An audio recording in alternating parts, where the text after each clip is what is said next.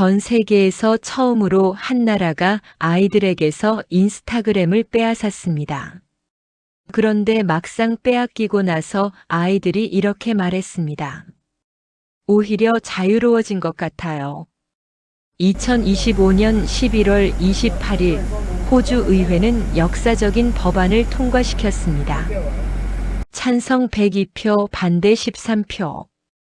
압도적인 차이로요. 내용은 간단했습니다.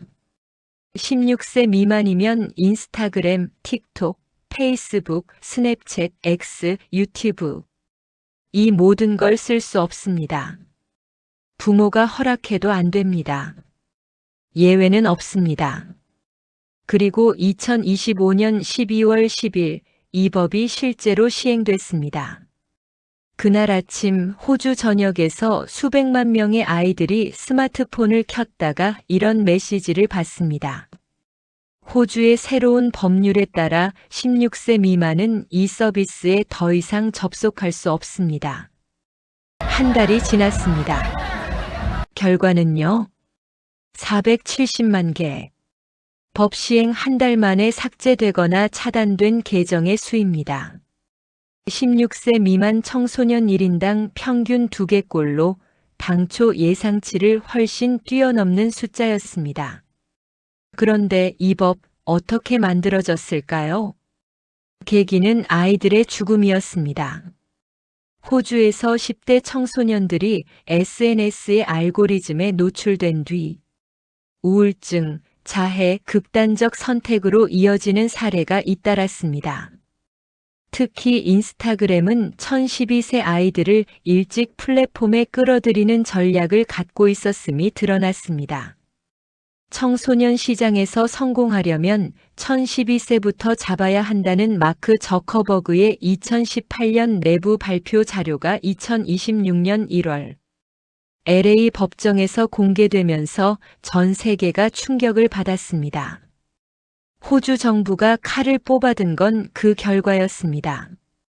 법의 대상이 된 플랫폼은 페이스북, 인스타그램, 스레드, 유튜브, 틱톡, X, 스냅챗, 레딧, 트위치, 킥 등 10개입니다. 이 플랫폼들이 16세 미만 이용자를 차단하지 않으면 최대 4,950만 호주 달러, 우리 돈으로 약 485억 원의 벌금이 부과됩니다. 그런데 시행 한 달 뒤 놀라운 일이 벌어졌습니다. 14살 에이미는 BBC에 이렇게 말했습니다. 처음 며칠 동안은 온라인 중독의 고통을 느꼈어요. 그런데 이후엔 오히려 SNS를 신경 쓰지 않아도 된다는 사실에 자유로운 기분이 들었어요. 스냅챗으로 친구들과 통화하는 게 일과였던 에이미는 이제 휴대폰을 내려놓고 달리기를 하러 나갑니다. 이게 소름 돋는 반전입니다. SNS를 빼앗긴 아이들이 힘들어할 거라고 모두가 예상했는데 일부는 오히려 해방감을 느꼈습니다. 물론 반대 사례도 있었습니다. 13살 아이는 가짜 생일로 우회 계정을 만들어 유지하고 있고 로블록스와 디스코드에서 하루 대부분의 시간을 보냅니다. 법 시행 직전에는 호주 앱스토어에서 레몬팔, 요프같이 인스타그램과 비슷한 낯선 앱들의 다운로드가 급증했습니다. 막으면 뚫고 뚫으면 막는 싸움이 시작된 겁니다. 기업들의 반응도 갈렸습니다. 메타는 법을 따르겠다고 했지만 이렇게 말했습니다. SNS 산업이 연령의 적절한 경험을 보장하려는 노력과 청소년들의 목소리를 고려하지 않고 성급하게 입법이 이루어졌다. 유튜브는 더 직접적으로 반발했습니다. 계정 없이 유튜브에 접속하면 오히려 안전 필터가 적용되지 않아 더 위험해진다. 그러자 호주 통신장관이 되받아쳤습니다. 유튜브가 자사 플랫폼이 안전하지 않고 부적절한 콘텐츠가 있다고 인정하는 거라면 그건 자체적으로 해결해야 할 문제입니다. 그리고 이 법은 이제 세계로 퍼지고 있습니다. 프랑스와 덴마크는 15세 미만 금지 법안을 추진 중이고 스페인은 16세 미만 금지를 검토 중입니다.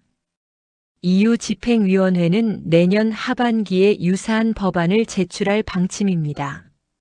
한국은 2026년 3월부터 학교에서 스마트폰 사용을 법적으로 제한하는 초중등교육법 개정안이 시행됩니다.